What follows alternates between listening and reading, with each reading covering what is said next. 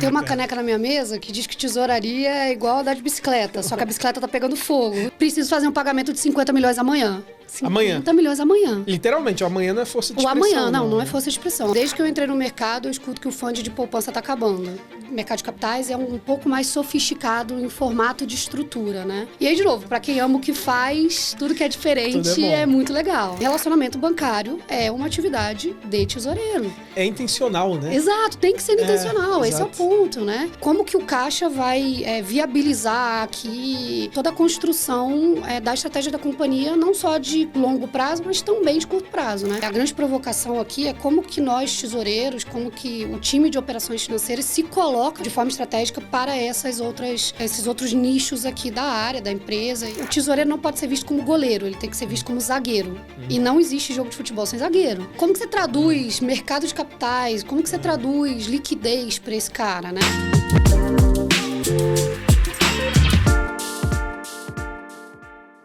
Só no segundo trimestre de 2025, a indústria de construção civil representou mais de 16 trilhões no PIB brasileiro. Hoje, a gente começa com muita alegria mais um episódio do Caixa Rei. Eu sou o Douglas, estou aqui apresentando esse espaço junto com vocês, para vocês, um espaço produzido e apoiado pela Datanomic, e hoje com a alegria e a honra de receber uma pessoa e uma profissional extraordinária.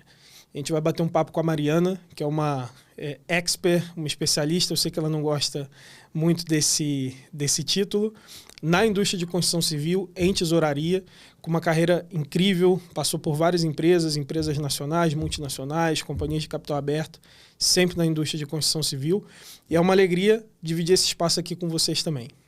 Marizinha, tudo bem? Seja bem-vinda. Obrigada pelo convite, muito feliz aqui em participar. E ter o espaço aqui para a gente falar sobre um tema que de fato é relevante e a gente tem pouca oportunidade de conversar sobre isso junto com as pessoas que estão dentro da indústria, com os outros profissionais, tanto do setor quanto da tesouraria. Então, bacana, tô muito feliz de estar aqui. Que bom, e a gente mais feliz ainda de ter você aqui com a gente. Eu não vou fingir costume, a gente se conhece, eu tenho a alegria da gente se conhecer já há um tempo, minha conterrânea, carioca. São Paulo não tem paulista, né? Tem de tudo. Só carioca. E só vascaíno. É só vascaíno, é uma dificuldade tremenda. Mas, quanto tempo de São Paulo? Vim para cá em 2016, então sou nascida, na verdade, em São Paulo, essa é uma curiosidade importante. É um dado que eu não tinha também. Apesar do sotaque, nascida em São Paulo e aí fui criada no Rio de Janeiro, fiz faculdade lá e vim para cá no comecinho de 2016. Então, 9 anos aí de São Paulo já. O sotaque ficou lá, né? O sotaque ficou lá. Porque a Garra não tem mais jeito, né? Não tem. Mas me conta, eu quero entender, assim, não precisa mentir nem dourar a pílula, tá? Por que você entrou na indústria? Isso é uma coisa que eu sempre pergunto, tento entender, tento perguntar para a gente, acho que traçar, é bacana a gente tentar traçar um pouco o caminho do profissional, como que ele começou. Vai ter muita gente que está ouvindo a gente que está começando agora na carreira. Você responder acaso pode também, tá? Se você quiser, se essa for a realidade, pode responder. Não precisa inventar nenhuma história não, tá? Sem sorte, a gente não atravessa a rua, né? Exatamente. Então, eu acho que a minha trajetória é uma combinação perfeita aí de esforço, sorte e é uma leitura precisa ali da oportunidade, dos momentos, das movimentações que eu tive, que eu recebi e consegui encaixar aqui na minha trajetória para chegar onde eu estou nesse momento. E tenho certeza que daqui para frente também conto com a minha sensibilidade, meu faro para essas oportunidades, para continuar aí crescendo na carreira. Mas, respondendo objetivamente, eu acho que eu cheguei na construção civil, sou apaixonada pelo que eu faço. Tá há muitos anos, né? Quanto tempo? Desde o meu primeiro estágio, então desde 2012. Caraca. Eu tô no setor, né? Então eu fiz estágio numa construtora no Rio de Janeiro, fiquei 4 anos lá, foi onde eu comecei a minha carreira. Fiz faculdade de administração na esperança de todo jovem de mudar o país, de ir para a área pública, de resolver todas as mazelas da sociedade. E tinha certeza que queria fazer gestão, que queria cuidar de processos, que queria dominar estratégias. Então, Sempre gostei desse tema, então fiz a faculdade pensando nesse tipo de solução, mas não achava que eu ia para a área financeira. Achava sempre que ia para a área de relacionamento com pessoas, a área até de RH, já tinha cogitado essa possibilidade. Fui fazer a administração voltada para a gestão de pessoas, né? Que ainda é o tema que eu sou apaixonada e gosto de trazer isso. Pois é, com uma leitura até um pouco diferente, né, do profissional financeiro, com uma leitura um pouco mais de pessoas do que a média óbvia ali do setor. E aí me encontrei, recebi a proposta, me encontrei nesse mundo, nesse universo de construção civil numa incorporadora. E logo depois, 4, 5 anos depois, recebi a proposta para vir para fazer parte de uma tesouraria aqui em São Paulo, uma multinacional que fazia gestão de fundos logísticos. Também apaixonada, e aí que eu entro em mercado de capitais, que também é um negócio que eu sou... Depois eu quero falar bastante disso. Eu sou apaixonada, acho que tem muita sinergia com tudo que a gente vai conversar aqui hoje, com certeza. E mais recentemente, agora já há quase 3 anos, numa outra incorporadora, que depois que você entra em incorporadora, quem gosta de loucura, quem gosta de ritmo de caixa... É uma indústria que, eu não sei se preserva, mas assim, eu vejo a galera que fica muitos anos, né? Sim. Geralmente é uma trilha de carreira longuíssima, de décadas, né? Eu acho que é uma combinação de 2 efeitos, né? É difícil para quem está fora entrar depois de um certo tempo, porque posição de gestão, exato, né? O volume de operação é uma dinâmica diferente, o ritmo do negócio é diferente. Então, são ciclos longos de decisões emergenciais o tempo todo. Então, você está lidando ali com uma combinação de oportunidade ali da compra de um terreno, do ritmo de obra, que tem que ser um ritmo muito dentro da urgência ali do negócio, com um fluxo de recebimento muito alongado. Então, você vai ver, na verdade, esse dinheiro entrando 5, 6 anos depois do investimento inicial. Então, tem um ritmo, uma dinâmica do caixa, principalmente, né, das operações financeiras, muito específica. Então, quem está fora dificilmente consegue entrar. E o profissional que está dentro, normalmente, é picado pelo bichinho da tesouraria, dentro do setor da construção civil. Se apaixona, foi meu caso, e acaba ficando aí, gostando e voltando e tentando retornar. É uma indústria que foi, como você falou, uma indústria de capital muito intensivo. E é difícil, eu penso assim também. Acho que tem algumas indústrias meio que é difícil você entrar. E aí, de novo, opinião pessoal aqui, enfim, cada um, de zero base técnica ou de pesquisa, mas eu acho que em algumas indústrias, olhando para a gente como financeiro, tesouraria, é difícil você entrar a partir de certa posição, porque são indústrias, eu acho que muito consolidadas primeiro e segundo muito complexas, né? Capital intensivo, indústria de construção civil, outra, varejo, acho que é um pouco mais duro, dependendo de algumas indústrias também. Então, acho que tem isso, construção civil preserva isso em alguma medida de... como você falou, né? O cara, quem está fora é difícil entrar e quem está dentro é difícil sair por outras razões. Né? Exato. Que gosta e quer ficar, né? Boa. Olhando um pouquinho, eu queria entender um pouco da tua visão, como que você vê a tesouraria dentro da indústria. Eu já sei um pouco, a gente conversa bastante sobre isso, mas é uma indústria pesada, né? É uma indústria que o negócio é um negócio pesado, então assim, gira muito em torno de engenharia, construção, ou seja, a figura do engenheiro tem um peso muito grande, né? Acho que engenheiro, o pessoal de desenvolvimento, como que a tesouraria se posiciona dentro de um ambiente, e aqui é um achismo meu, não sei se eu tô correto, dentro de um ambiente interno duro não ruim, assim, duro no sentido de duro, é difícil. É um dia a dia difícil. Construção civil, imagino que não seja um negócio fácil, né? Imagino que são margens pequenas, capital super intensivo. Como que a tesouraria se posiciona com firmeza ou com tamanho? Como que ela ocupa espaço? Acho que ocupar espaço é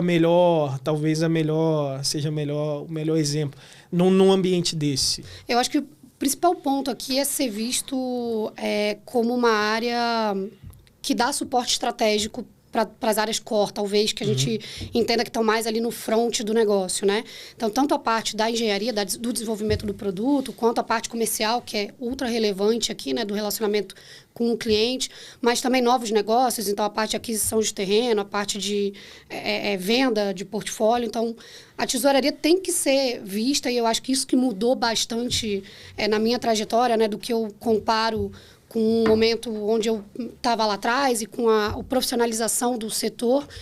A tesouraria começa a ser vista como uma peça importante da estratégia dessas áreas de negócio. Você sente isso? Sinto.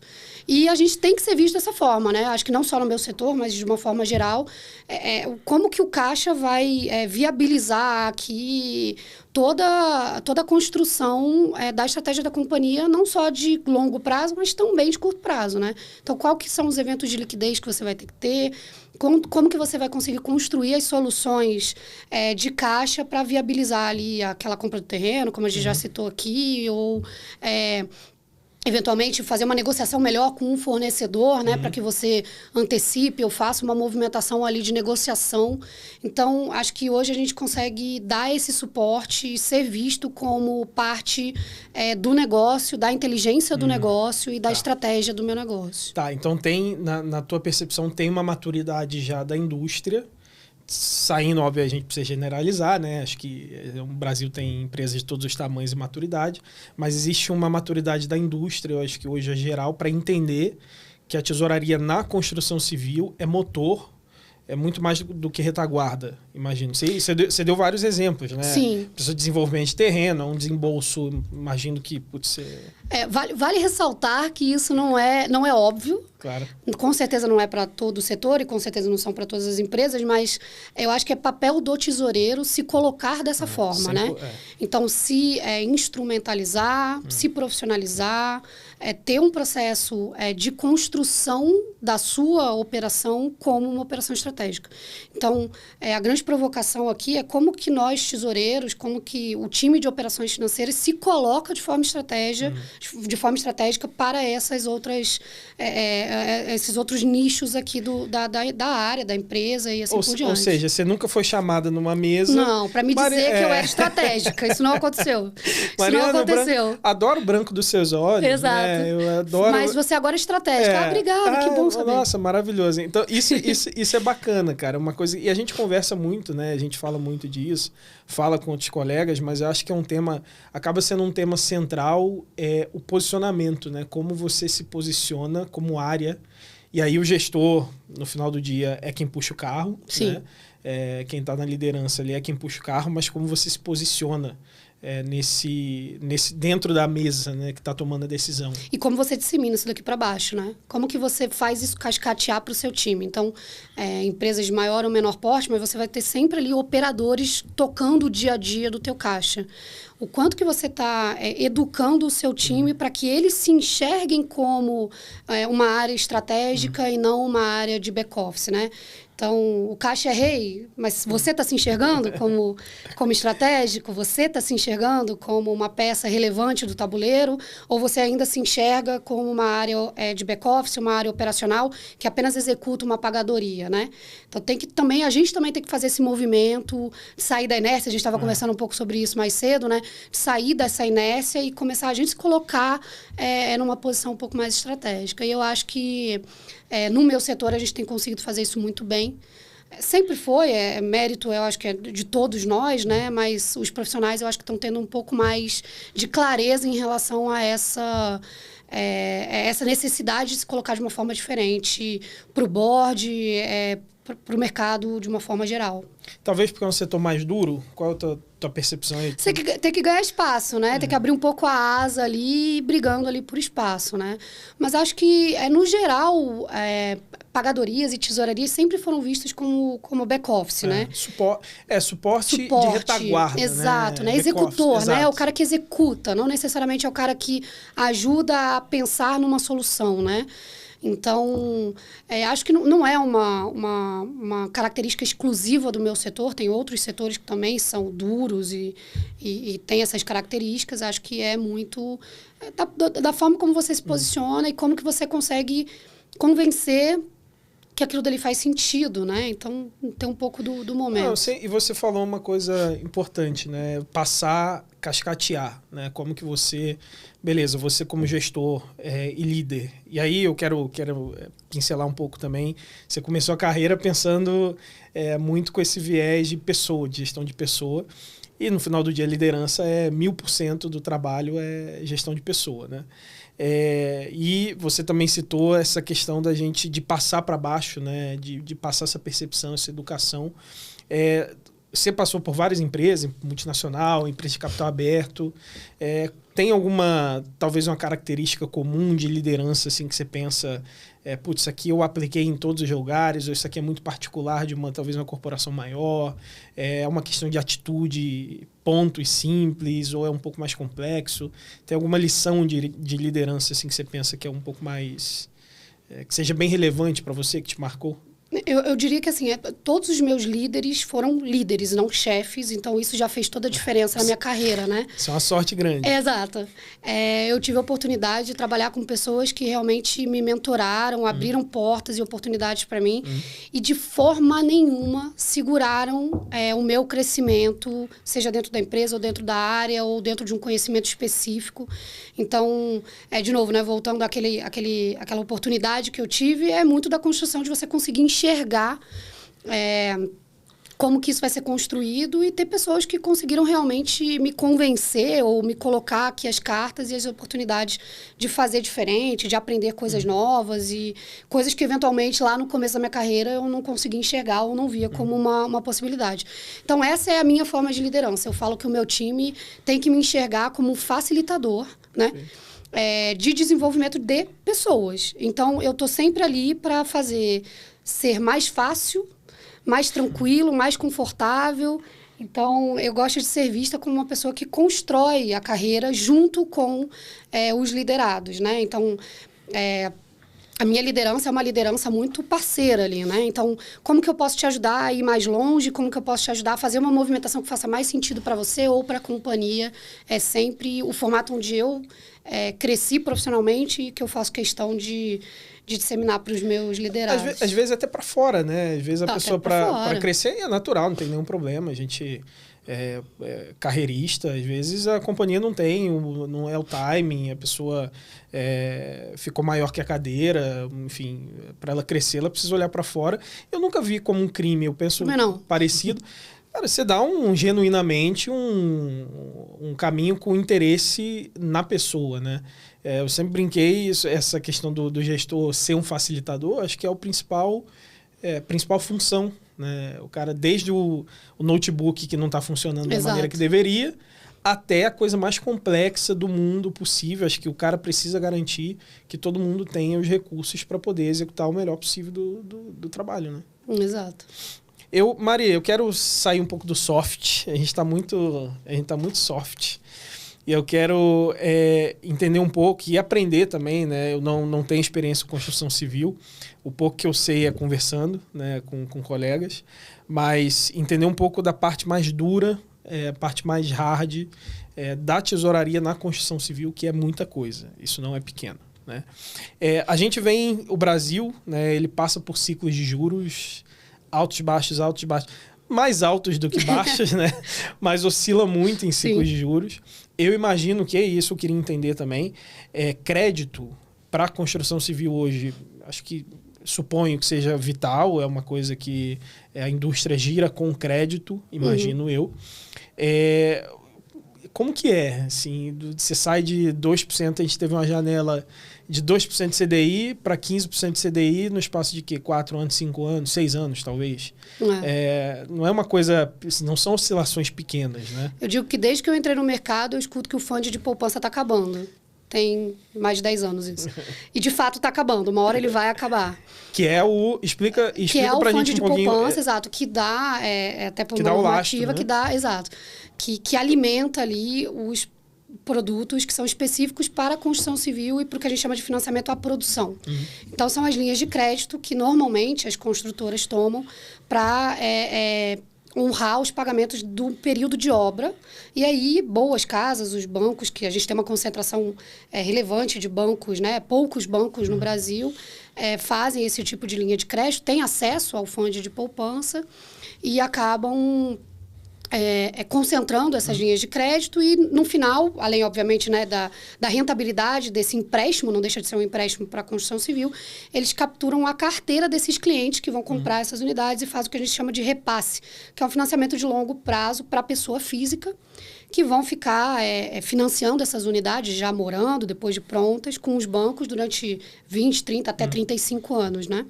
E é ali que o banco vê valor nesse financiamento. Obviamente que ele, de novo, né, não existe almoço de graça, ele ganha ali os jurozinhos das incorporadoras, mas também capturam uma carteira de clientes com alguma vantagem em relação aos concorrentes que não fizeram o financiamento da obra, para capturar pessoas físicas que vão tomar ali não só o próprio financiamento, mas outros produtos bancários, cartão de crédito, conta. O cash, vai concentrar o cash do cara, né? E aí, esse funding, 65% de toda a alocação de poupança que os bancos têm deve ser destinado para a construção civil e para residenciais e assim por diante. Só que o mercado vem se profissionalizando, né? Então, a gente tem casas que vêm entrando há mais de 10 anos já no Brasil e o brasileiro, numa forma geral, tem entendido melhor como que faz investimento, o que é uma poupança. Guardar dinheiro ainda é uma dificuldade, não é uma realidade da maioria da população brasileira, mas o pouco que consegue guardar também consegue profissionalizar, entender melhor outros produtos. A gente tem uma abertura de outros produtos de mercado de investimento, então COI, CRIs, LCIs e outros infinitos produtos para fazer uma diversificação de carteira de investimento. São instrumentos aí mais na parte de investimento da pessoa física.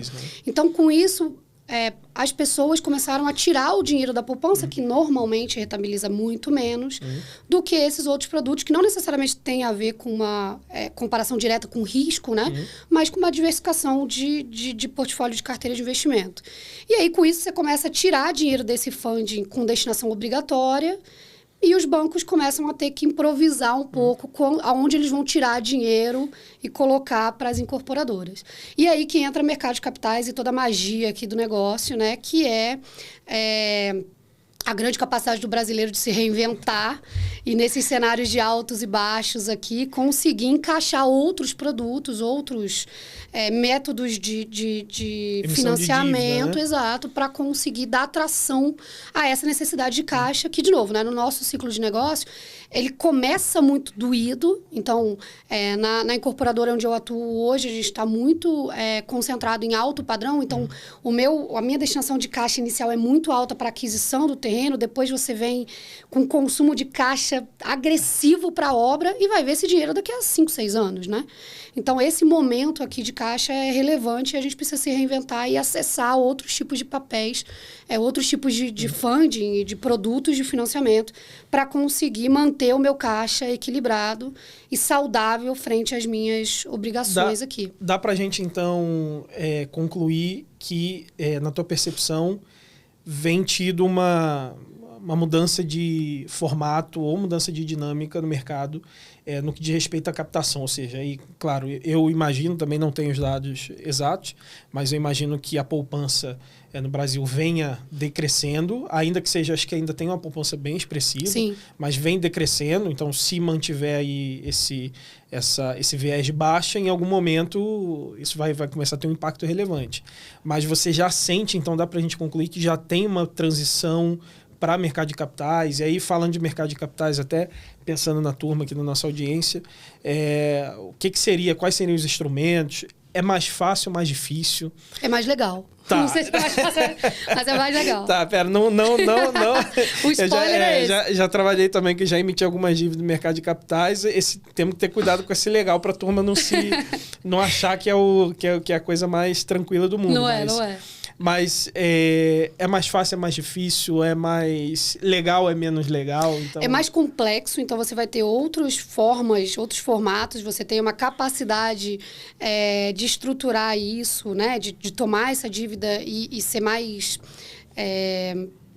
criativo nas estruturas de garantia, no formato de liberação.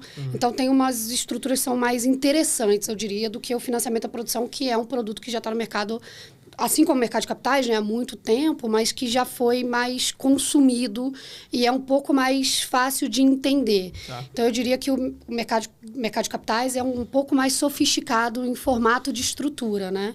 E aí, de novo, para quem ama o que faz, tudo que é diferente é muito legal, né? Mas restringe, eu acho ótimo, mas você toca num ponto central. É mais complexo, né? Financiamento da produção, como você falou, é dado, é um quadrado, né? Acho que você não tem muito... Exato, você não tem muita margem de negociação, manobra. Isso talvez restringe, usando a tua experiência de várias casas e tamanhos e tipos de empresa, isso talvez restringe o acesso a grandes empresas. O DCM, o mercado de capitais, acaba ficando mais restrito a companhias de capital aberto, a multinacionais, empresas com a sofisticação que consegue pagar uma Mariana que ganha, sei lá, seus 2 milhões de dólares por ano. Mais ou menos. No baixo, no ano ruim, né? Líquido. No líquido.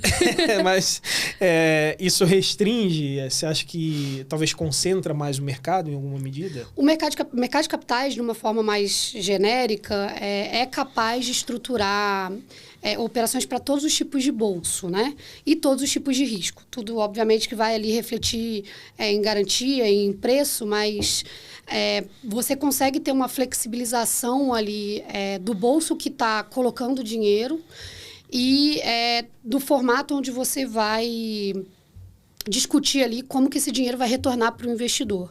Não só falando de prazo, mas falando, inclusive, dos indexadores. Então, se você vai trabalhar em CDI, se você vai trabalhar um IPCA. Então, o formato dessa dívida, eu acho que você consegue encaixar melhor em riscos. E aí, isso vai refletir, obviamente, em tamanho de empresas, de projetos. Capacidade de colateral. Capacidade de colateral, capacidade de disponibilização de garantia. Se a garantia vai ser na física, na jurídica, se vai ser um aval em cima, uma carta fiança em paralelo. Então, a forma como você vai estruturar isso daqui, dar o conforto que vai ser necessário para o investidor colocar essa estrutura de pé, eu acho que você capacita ou possibilita que outros tipos de empresa, outros níveis, né, de rating e de crédito acessem esse tipo de bolsa. De novo, não que você não consiga fazer isso no financiamento à produção, mas você é um pouco mais engessado e acaba podendo brincar menos ali com a forma como você vai liberar isso daqui. É um produto um pouco mais engessado do que o universo ultra sofisticado de mercado de capitais, né? E eu tenho a teoria, assim, concordo, eu tenho a teoria que, pelo menos aí com algumas experiências pessoais, falta às vezes mais até conhecimento e ímpeto da empresa, do sócio, do CFO, do financeiro, enfim, de quem esteja na frente encarregado de buscar outros tipos de alavancagem, que não só de prateleira, né? E aí até extrapolando além da indústria de construção civil, do que acesso em si. Eu acho que tem óbvio, não é democratizado. Não estou dizendo que o mercado de capitais hoje é uma coisa super democrática. É igual os Estados Unidos, que é um mercado de capitais absurdo. Não é, óbvio. Mas eu acho que tem muito acesso, já muita coisa acessível e que não é utilizada, às vezes, por falta de conhecimento, por falta de, às vezes, até coragem. Não sei se você tem a mesma... Qual que é a tua leitura disso? Acho que a gente vai voltar naquele ponto onde as tesourarias precisam se enxergar como facilitadores aqui do negócio e tem que começar a entender quais são as possibilidades, quão criativo você consegue ser, obviamente que respeitando ali o risco que a empresa pretende tomar e qual que é, de novo, né, a possibilidade que você se enquadra dentro de cada uma das características de cada empresa, mas eu acho que, de fato, as tesourarias precisam, os tesoureiros, os financistas aqui, né, os financeiros precisam começar a buscar mais fora as soluções e sofisticar um pouco mais essas soluções. Existe possibilidade. A gente tem que parar de pensar em endividamento como algo ruim, né? Então, totalmente. Eu acho que também tem um pouco dessa marca, né? Nossa, empresas endividadas necessariamente estão falidas ou são quebradas. Não.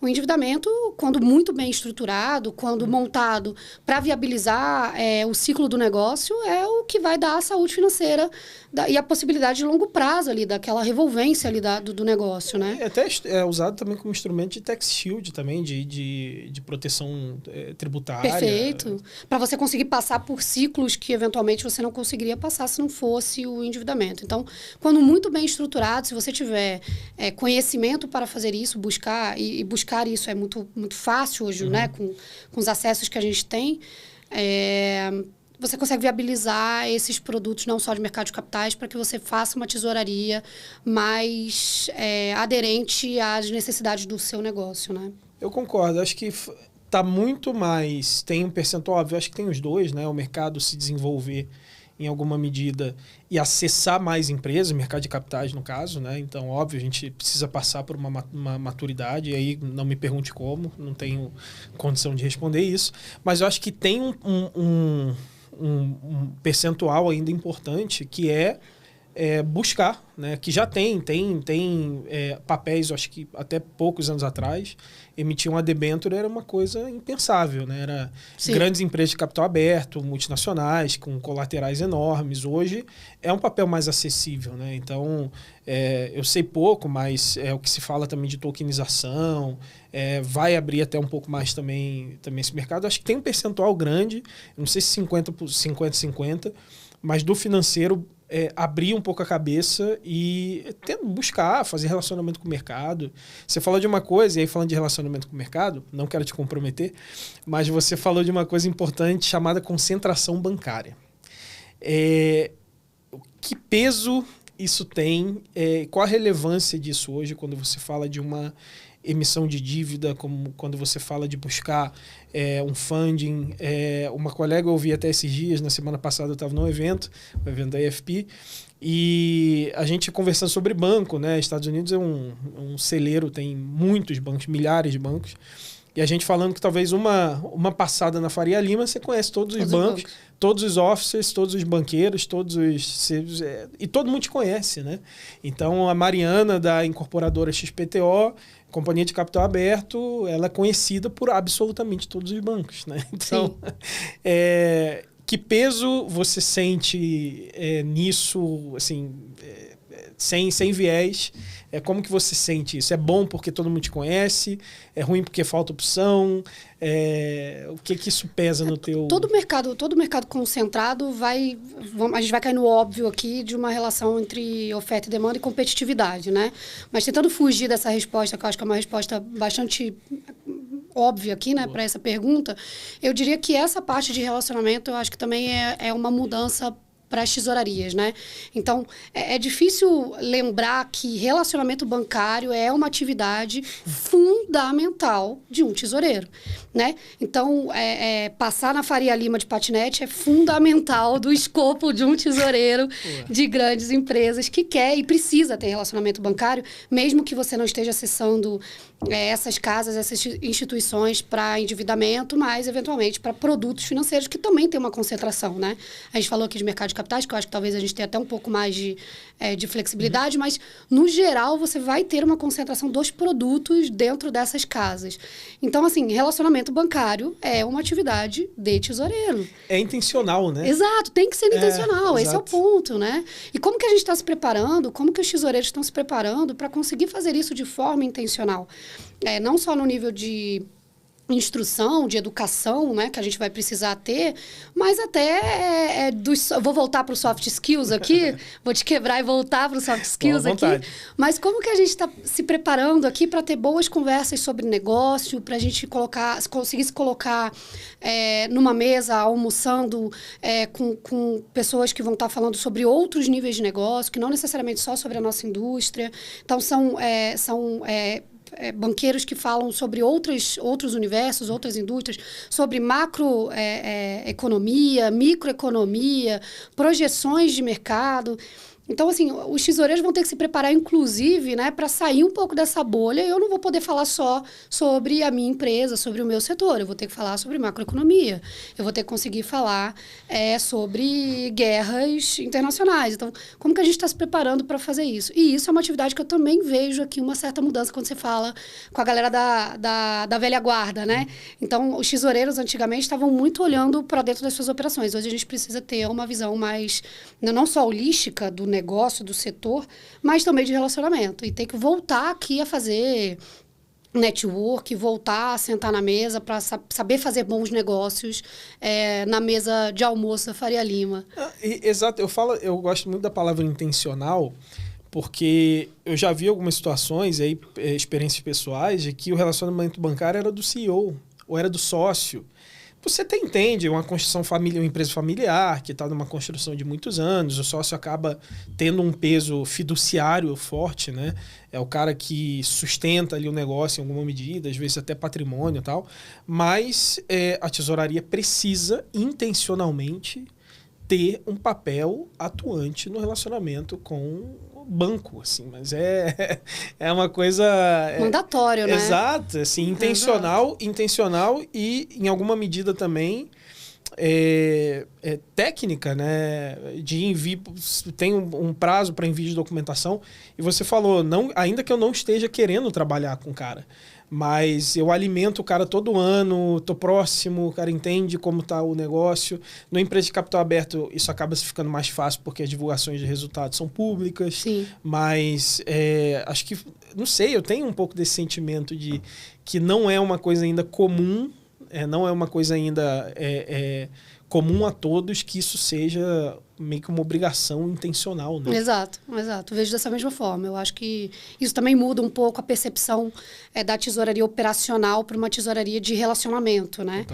Então, isso também muda bastante a forma como a gente enxerga a nossa estrutura e o nosso papel dentro das instituições. Acho que a gente vai terminar aqui concluindo que depende só da gente e pronto, acabou. Aí, tomara! A turma vai assistir e vai falar, vocês vamos ganhar um monte de hater e acho que vai ser isso. Ou fã, né? Vamos ver. Mas para entender, o que é mais desafiador? Caixa do dia a dia, que é duro, né? Porque você tem um volume muito alto, você fez uma captação muito grande, ou o longo prazo, ou você olhar esse fluxo de caixa de longuíssimo prazo. E aí, de novo, considerando a complexidade da operação, né? Você tem múltiplos CNPJs, de cada CNPJ você tem múltiplas contas bancárias. Então, o que é mais duro, o que é mais difícil nessa Não sei gestão? Dizer o que é mais difícil, mas uma das características do mercado de construção civil é o grupo econômico com muitos CNPJs e CNPJs que estão o tempo todo sendo alterados ali. Então, você tem CNPJ entrando e saindo com uma certa recorrência. Para a turma entender por que isso. No cenário cada atual, empreendimento... No cenário atual, a gente faz um CNPJ para cada empreendimento para você fazer uma proteção de patrimônio de afetação, e aí tem algumas regras específicas dos setores que possivelmente, até com reforma tributária, a gente também pode ficar aqui horas falando sobre isso. Aí outro episódio, né? Outro episódio, exato. Para a gente falar sobre isso, talvez isso não seja mais uma realidade, mas quando a gente tem, assim, infinitos CNPJs com relacionamento bancário, onde, dependendo do tipo de estrutura de endividamento, você tem que fazer os seus recebimentos por uma conta, o pagamento você vai fazer em outra, eventualmente, dependendo do tipo de dívida, você vai ter uma dívida com um cash collateral colocado numa terceira conta. Então, dependendo do formato da estrutura de financiamento daquele projeto, você vai ter uma quantidade X ali de contas bancárias ou de relacionamentos. Então, é comum você ver empresas do setor com mais de 100, 200, 300, 400 CNPJs. Isso é bastante comum. Vezes 3, vezes 2, vezes 3. Vezes 5, vezes 10. São 1000 contas. Exato. E aí você tem essa característica do setor, né? E aí, quando você olha para essa característica, o grande desafio que é quase natural dos tesoureiros, e talvez por isso que os tesoureiros do setor fiquem no setor, né? Uma das soluções que você precisa dar para aquilo dali é trabalhar com massas, né? Então, trabalhar de forma massiva, seja na aplicação, no resgate, na operação de pagamento, de conciliação. E eu acho que essa dor é uma dor que a gente já solucionou há alguns anos com as tecnologias. A gente já tem boas ferramentas, tanto de ERP quanto de van bancária e outras muitas ferramentas de operação financeira que solucionam isso daqui. Fundos exclusivos, a capacidade que hoje a gente já tem de fazer aplicação e resgate com uma métrica. Então, se um tesoureiro consegue sair do lugar com o primeiro passo, né? Entendendo qual que vai ser a estratégia da companhia em olhar para aquele caixa, se vai ser uma gestão de caixa zero, quais são as regras de cada negócio para você conseguir movimentar esse caixa entre as empresas, né? Então, a partir do momento que você consegue desenhar essa estrutura... que tem um aspecto societário que também, é duro também. Que vai também de cada regra, patrimônio de afetação, qual que é a relação contábil daquilo dali, né? Então, como que você vai dar saída e como que você vai dar entrada para aquilo dali, conciliação daquilo dali.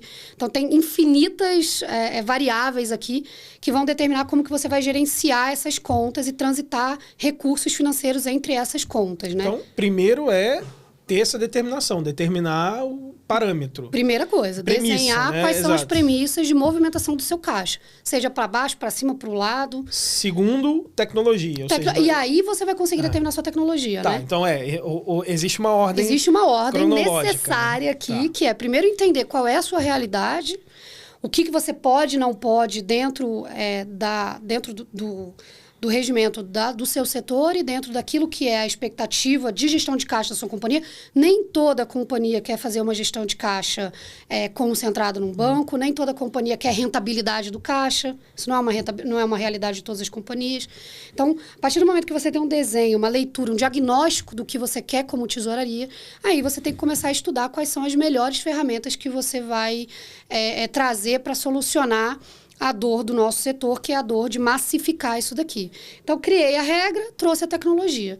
Solucionei o meu problema da relação do dia a dia ali.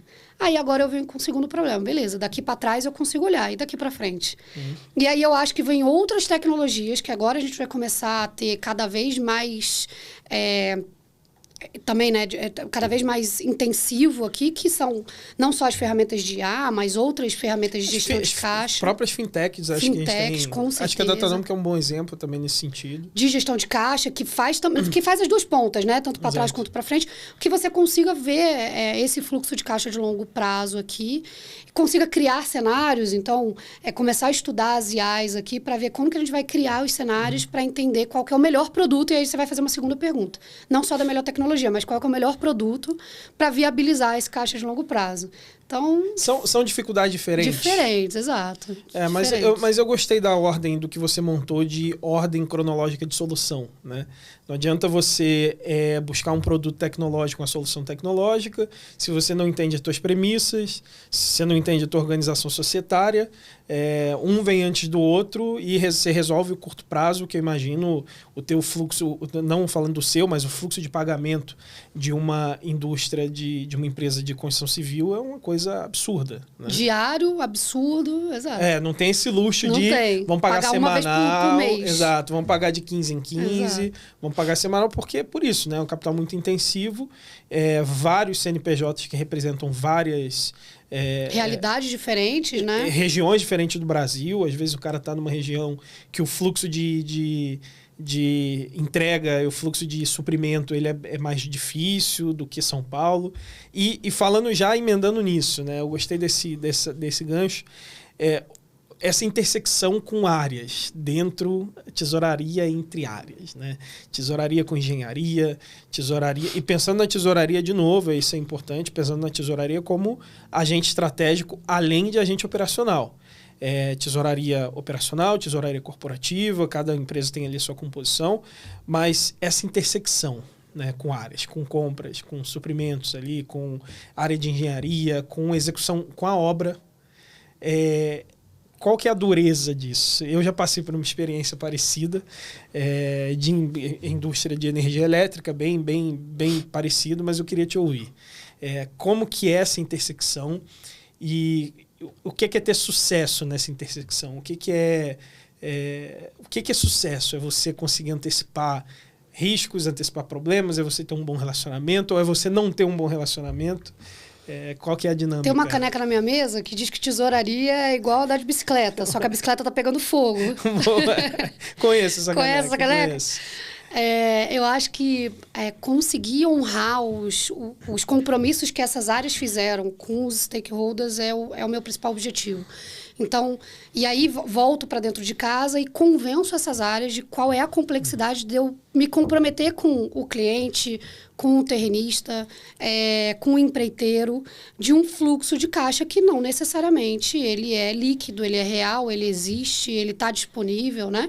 Então, trazer também, né? Se educar, fazer o dever de casa, de entender a sua realidade, o que vai doer na sua operação e conseguir traduzir isso para uma linguagem da engenharia, uma linguagem do comercial, uma linguagem de novos negócios, para você conseguir vender as suas dores de forma que se encaixe ali na realidade do cara e ele consiga traduzir a sua operação e as suas dores para a realidade dele e converter isso daqui no melhor formato para ele. Eu acho que essa é a dureza aqui do negócio, é conseguir falar uma linguagem menos financeira para um cara que não é financeiro, né? Que eventualmente é um corretor que está vendendo para o cliente, que é um engenheiro que está falando com o empreiteiro direto dentro do campo, dentro da obra lá, né? Do canteiro que... Como que você traduz mercado de capitais? Como que você traduz liquidez para esse cara, né? Então, tem que ter uma certa sofisticação nossa, na nossa compreensão do nosso produto e da nossa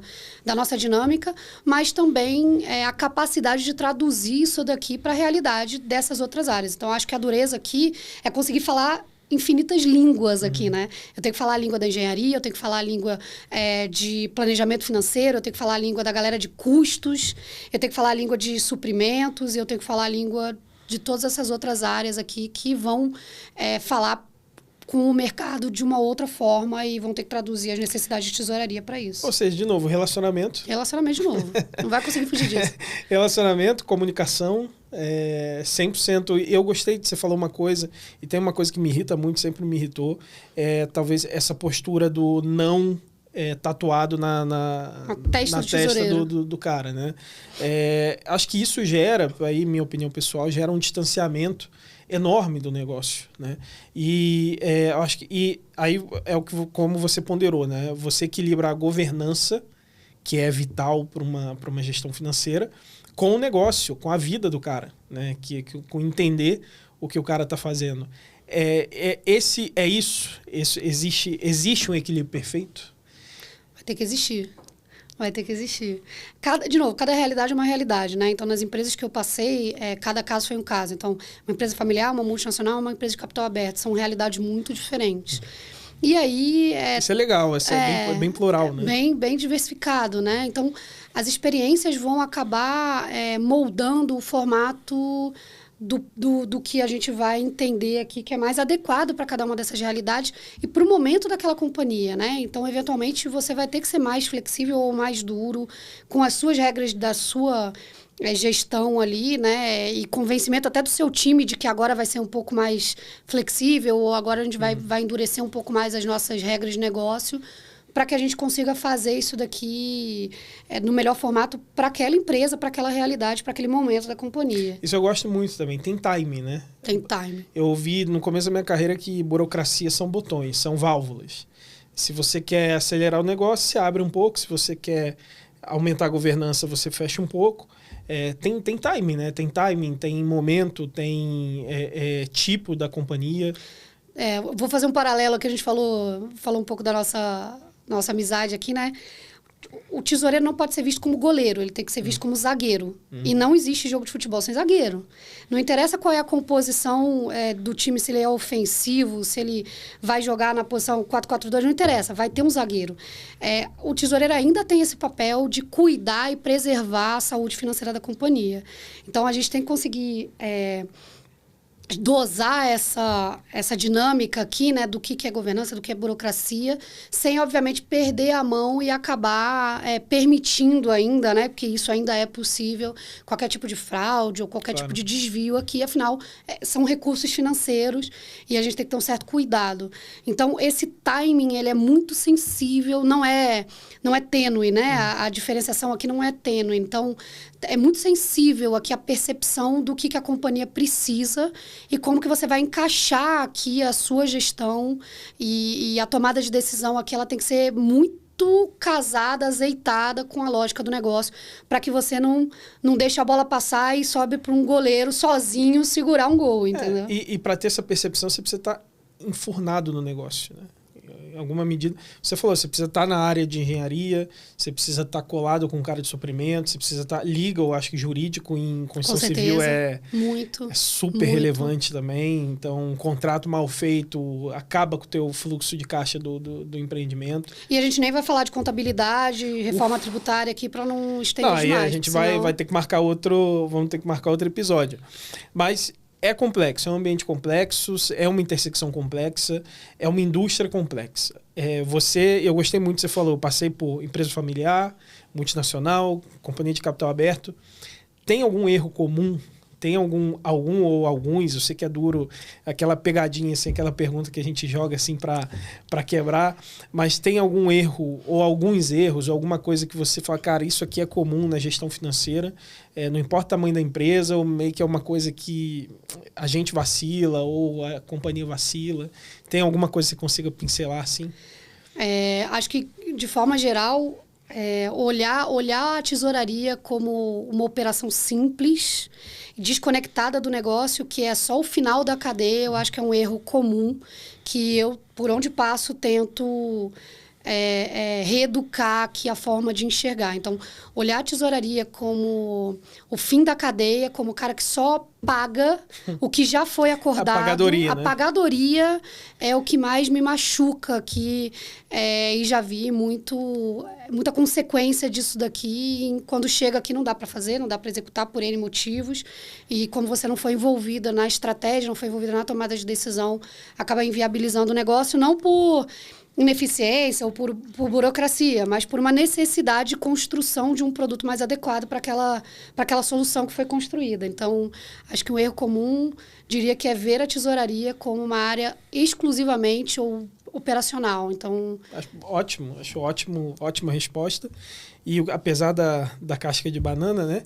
E o que, tendo isso em vista, né? Tendo isso em conta, o que precisa, eu acho que a gente talvez até antecipou isso no começo, mas o que precisa para mudar esse problema, né?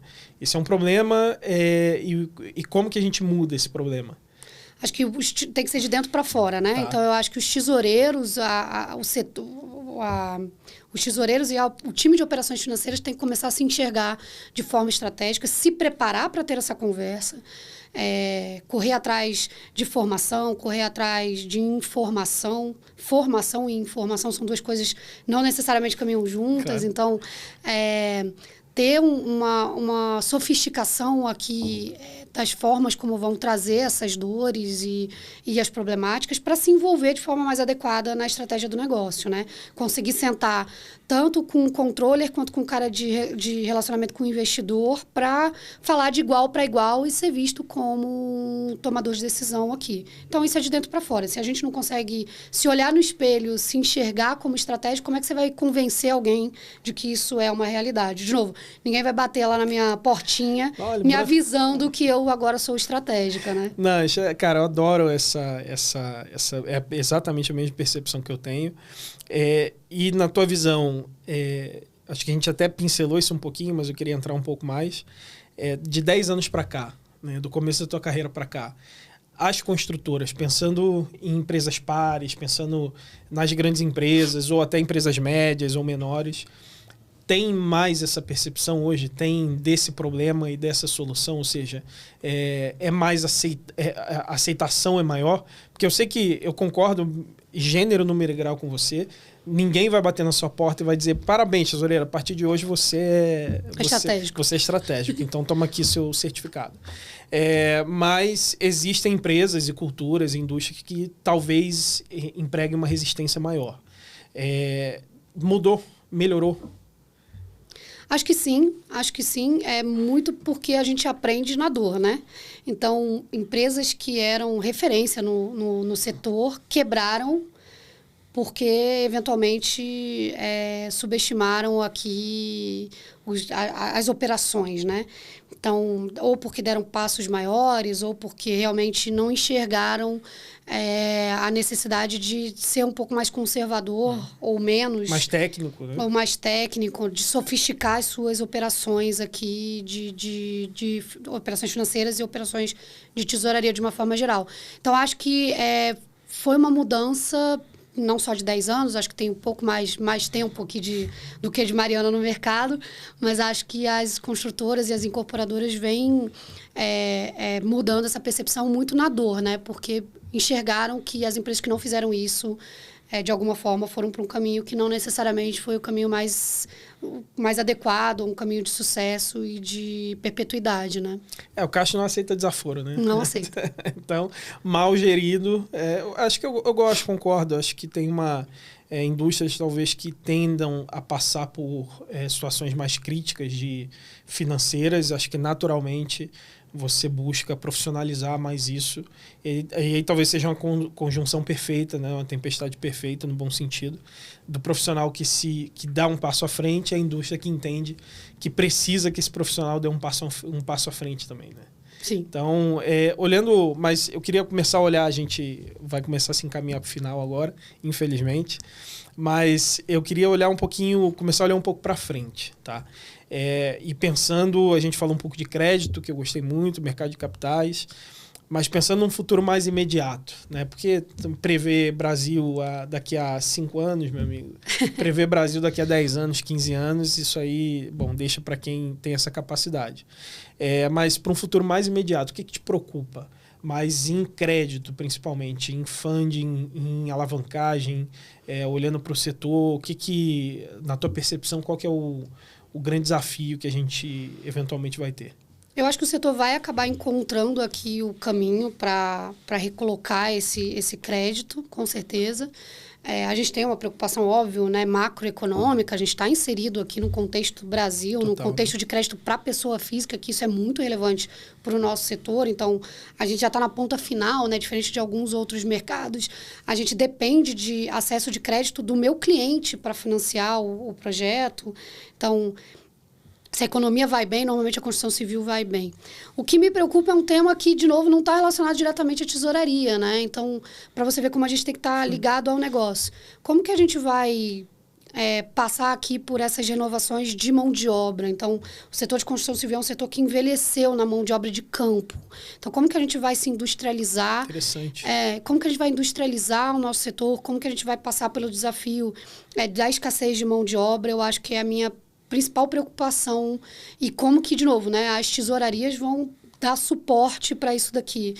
Numa industrialização, então a gente vai ter que começar a trabalhar com um formato de crédito diferente. Como que esse cliente... Será que eu vou ter que estender um pouco mais essa carteira de recebimento para que esse cliente que não teve acesso ao funding na pessoa física, não eu como construtora, mas será que a gente vai ter que conseguir alongar um pouco mais? E aí o meu fluxo, que já é longo, vai ter que alongar um pouco mais. Então, é um pouco essa percepção aqui de... como que a gente vai encaixar aqui esse momento mais macro, tanto de mão de obra quanto de funding para o cliente. Olha que interessante, né? O mercado, você vê, vou te dizer o que eu entendi, né? O mercado financeiro em si se adapta. No final do dia, cria-se um produto, o lastro da poupança diminui, você vai por outro lado, mas a preocupação maior são condições macroeconômicas, e aí é uma indústria muito sensível, né? A macroeconomia. E a mão de obra, o envelhecimento da mão de obra, a escassez de mão de obra, né? Aula 1 de economia, oferta e demanda, né? Se a oferta ela é menor que a demanda, então tende a ser uma mão de obra mais cara, que castiga mais o negócio, e aí machuca mais o fluxo. Mas você vê que interessante um tesoureiro ter essa percepção, né? De exatamente o que é mais duro, não é só a minha ilha, né? O meu universo. E acho que isso prepara, né? Prepara você a ter conversas mais robustas, mais complexas, olhar eventualmente para algumas opções de mercado que você não olharia. Cara, interessante. Por isso você está onde está, Mari. Isso é extraordinário, cara. E já se encaminhando agora, eu quero entender um pouquinho, na sua opinião, qual que é o perfil desse profissional, o nosso perfil, né? Esse profissional de tesouraria, esse profissional financeiro, pensando em tudo isso que a gente falou. O que é o cara que vai, de fato, continuar tendo uma boa execução, vai continuar tendo sucesso? Qual que é o perfil desse cara daqui para frente? Primeiro, eu acho que a gente falou bastante aqui, né, da capacidade de comunicação aqui, de se relacionar. Se a gente está falando de uma área que tem uma capacidade de automação muito alta, o que vai fazer diferença é o que não é automático, o que não pode ser automatizado. Então, vamos deixar aqui o operacional para as fintechs, vamos deixar o operacional aqui para as tecnologias que vão vir e que estão chegando já. E vamos trazer para a mesa o que de fato é relevante. É estratégico, relacionamento, como que a gente vai pensar em soluções de forma multidisciplinar. Então, eu diria que um bom profissional que vai se encaminhar agora, que está vindo, que está chegando, que está começando a construir carreira, ele vai ter que ser cada vez mais multidisciplinar. Então, tem que ter capacidade, com certeza, de avaliar risco contábil, de entender bem um balanço, que nem sempre um tesoureiro está preparado. Sem dúvida. Eu acho que esse conhecimento é uma coisa que a gente precisa começar a aprimorar dentro das cadeiras de tesouraria. A parte jurídica que você comentou agora mais para o final, então tem que conseguir ler um contrato, e aí mercado de capitais, contratos de dívida, são contratos extensos, contratos complexos, né? Então, você tem que ter capacidade de... Interpretação de texto é o mínimo, mas a capacidade de concatenar essas informações, né? Exato, e ler, e ser capaz de ler um bom documento, escrever um bom documento, comentar um bom documento. Isso também é um conhecimento que não necessariamente é exigido das cadeiras de tesouraria, e principalmente, né, uma leitura mais ampla do negócio, do setor, então está inserido nas discussões mais estratégicas. Então, diria que um colaborador, né, multidisciplinar, ele vai se destacar não só na área financeira. Cada vez mais as cadeiras são exigidas com esse perfil multidisciplinar e perfil que tem a habilidade de se comunicar, de se relacionar, de fazer as pontes perfeitas para conseguir encaixar o cara perfeito no momento perfeito ali para uma necessidade específica da sua área, do seu momento como empresa. Então, eu diria que é esse preparo que a gente precisa ter. Começar a se aprimorar para ter a cabeça mais aberta, para encaixar a solução no lugar certo e no timing certo. No timing certo, e parar de contar com a sorte e começar a fazer isso de forma intencional, né? Acho que intenção é a palavra, eu adoro essa palavra. Também. Uso ela todos os dias. Acho que se você coloca ela no lugar certo, ela resolve 80% dos seus problemas, né? Tem intenção. Exato. Eu brinco, essa última pergunta, eu brinco que é a única que eu adianto, né? Que essa eu tento não jogar, não armadilhar ninguém. Mas para entender, eu sempre pergunto qual foi, se teve, né, primeiro, algum momento na sua vida, na sua carreira, que foi aquele momento, talvez aquela catarse ali que você percebeu, cara, gerir bem o caixa da companhia, ou seja, esse é o fluxo sanguíneo, fazer isso direito, isso bem feito, mandatório para qualquer empresa.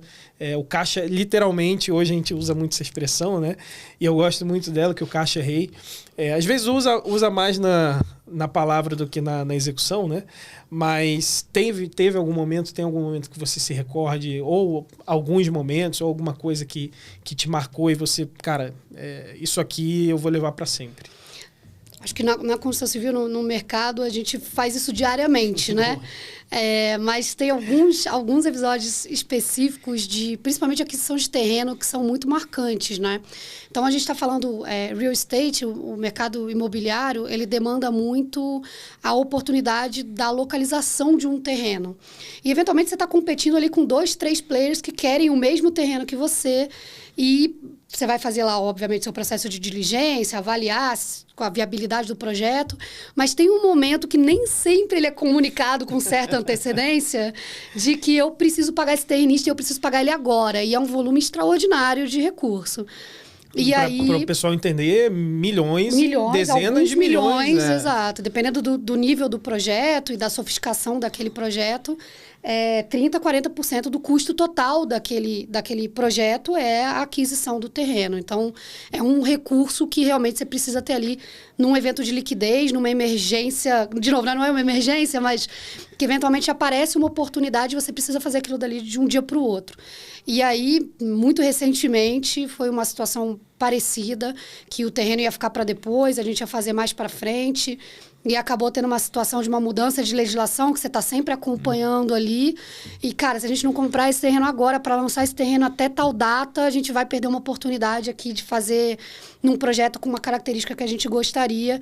Preciso fazer um pagamento de 50 milhões amanhã. Falei, cara, 50 milhões amanhã. Literalmente, o amanhã não é força de expressão. O amanhã, não é força de expressão. Amanhã a gente precisa fazer um pagamento de 50 milhões. E aí aquela movimentação, cara, onde é que tem 50 milhões? Como que desce o dinheiro? Qual que é a natureza societária que eu vou dar para isso daqui, para conseguir dar o conforto? Onde que está o dinheiro do sócio? O cara tem recurso para colocar, eu vou emitir uma nota comercial para emprestar dinheiro porque ele não teve um evento de liquidez. Então, nem sempre você está sozinho num projeto como esse. Então, a gente era uma sociedade. O cara não tinha 50 milhões para colocar de um dia para o outro. Então, a gente montou uma estrutura onde a gente conseguiu estruturar aqui condições de liquidez. E a gente entrou com um projeto que foi extraordinário. Incrível. Que foi uma oportunidade de um empreendimento que incrível. Talvez se a gente não tivesse tido esse timing, a gente perderia a chance de entrar e, muito provavelmente, a chance de desenvolver no formato que a gente gostaria. E tudo isso em algumas horas, né? Tudo isso em alguns minutos, eu diria. Por isso, e alguns telefonemas. Então, por isso acho que conecta muito com tudo que você falou, ser multidisciplinar, ter relacionamento certo, com a intenção certa. Às vezes você não tem nenhuma interlocução com o legal ou com a contabilidade. Isso acontece, a turma pode achar que não, mas isso acontece. Você vai fazer uma ligação, olha, amanhã eu tenho que pagar 50 milhões, vamos entender junto aqui qual a natureza societária. Cara, amigo, passe amanhã, eu mando o diretor me ligar. Ou seja, você não consegue, óbvio que a coisa vai acontecer, porque o diretor alguém vai resolver. Top-down resolve. Mas você poderia já ter feito essa interlocução se tivesse... acho que preparado tudo antes, né? E principalmente, né, um time preparado para uma situação como essa, onde ninguém se desespera, tá todo mundo pronto para apertar. A gente diz que tem um botão vermelho na minha mesa, que de vez em quando eu falo, galera, botão vermelho para todo mundo que está fazendo, a gente tem uma situação que é emergencial. Então, eu tenho um time treinado para esse tipo de situação, onde eles entendem a urgência, o meu time, né, os meus telefones funcionam, o meu banco entende qual é a urgência, o meu fundo... Por conta do relacionamento. Exato, o meu fundo entende qual é a urgência, então a gente está preparado aqui para atuar numa situação onde eu tenho um evento de liquidez dessa magnitude, nesse volume, consigo fazer isso de um dia para o outro, o que, eventualmente, você não está nem preparado para fazer isso. Você não vai conseguir fazer sozinho, claro. Você vai precisar não só do seu time interno, mas também dos relacionamentos que a gente estava comentando aqui, para colocar sua ordem na frente, para fazer... um resgate no fundo fora do horário, depois do fechamento do horário do fundo. Então, você tem toda uma mobilização ali que nunca é sozinho, né? Nunca. Então, eu acho que tem uma conjuntura aqui e, de fato, assim, o caixa é determinante para esse tipo de estratégia. Mari, você é extraordinária. Eu já te falei isso algumas vezes. Eu sou teu fã. A gente tem o prazer de te conhecer, de trocar figurinha de novo. Não estou na indústria, nunca trabalhei na indústria, mas é impressionante como a gente troca e aprende hoje. Apesar de não ter tido experiência prática, olha a quantidade de coisa que eu acabo conhecendo e absorvendo por entender, abrir um pouco o ouvido, né? Não é nada... Às vezes também ter essa intenção de fazer, de fato, ter um networking positivo, de conhecer boas pessoas, de trocar experiência. Não tem palavras para te agradecer, você ter topado estar aqui com a gente, participar desse projeto que, bom, a gente tem um carinho tremendo, eu tenho um carinho enorme. Foi extraordinária a conversa, você é incrível. E só te agradecer e deixar as portas abertas para você voltar. Recíproco. Te adoro também, adoro estar aqui com vocês aqui. Estou super feliz de ter sido convidada. Agradecer mais uma vez aí a oportunidade. Obrigado, Mari. Obrigada. Turma, obrigado mais uma vez, obrigado pela audiência. A gente, com muita alegria, fecha mais um episódio do Caixa Rei. É um projeto que a gente tem um prazer, uma alegria enorme em produzir. Um projeto que a Datanomic está super envolvida, que coloca muito esforço também para garantir que a gente tenha esse espaço para conversar com profissionais de tesouraria, com profissionais de finanças. A gente, em breve, tá junto aqui de novo com o próximo episódio. Sigam a gente nas redes, YouTube, Spotify, LinkedIn. Dá um trabalho tremendo produzir isso aqui com muito carinho, com muito cuidado, com muita qualidade. Então, a gente fica muito feliz de ter vocês aí acompanhando a gente e até a próxima.